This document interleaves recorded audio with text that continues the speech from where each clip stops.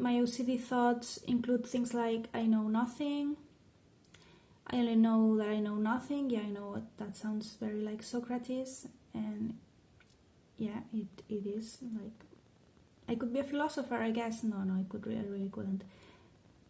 I also think things like I'm not sure about what I think. Is this what I really think? That's the general idea, and so this makes it very hard for me to think like straight, to have a clear train of thought, because my mind feels very clouded and jumbled and messy. Overall, it's just a feeling of chaos and confusion that I can never get rid of, and it's been like this for 8 years. 8 years I've been struggling with this this kind of OCD, these types of thoughts, and it's something I haven't been able to make better, or you see, this is what happens. I suddenly lose my train of thought, and it seems like I haven't prepared what I'm going to say, but I really know what I want to say. The thing is, all these thoughts make me question so much how to say the things I'm saying, because apart from that, English is not my native language. So I struggle a lot with choosing the words and figuring out how to say things, even in Spanish and Catalan, my native languages, even more so in English. But whatever, this is more or less the gist of it about my OCD. And living with OCD is very, very hard. It's like a constant battle, a constant struggle, and a constant feeling of desperation and hopelessness, because it really feels like there's no way out of this. Like, it feels like you are stuck inside this huge maze of thoughts, and this maze, it just keeps getting bigger and bigger every single day. The more you try to get out, the less you can. And you just try your best to listen to your therapist,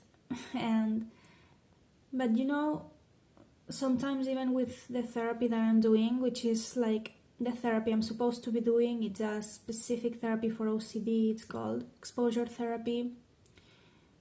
The exposures I do, like this one, this can also be considered exposure.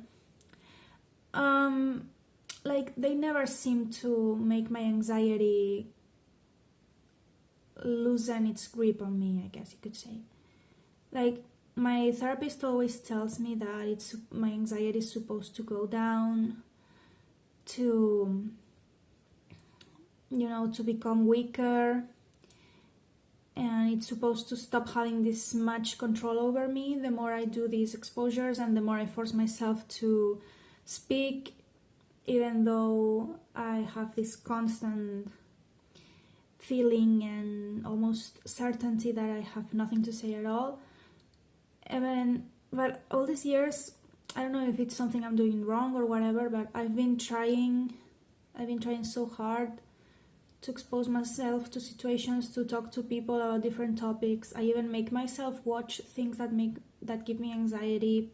I make myself think about topics that give me anxiety. I force myself to write on my journal, to send voice notes to my friends, to speak to people, because what I would really do if it were up to me, I would just stop speaking altogether, because I'm so tired of feeling this way and of being so preoccupied with what to say and how to say it and what to think and what not to think. I'm so exhausted that I would just choose to opt out of conversations altogether and just be a listener and not say anything.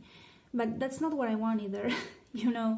That's not like an ideal future for me, where I just become mute all of a sudden, So let me just grab my koala plushie to comfort me. Okay, that's better.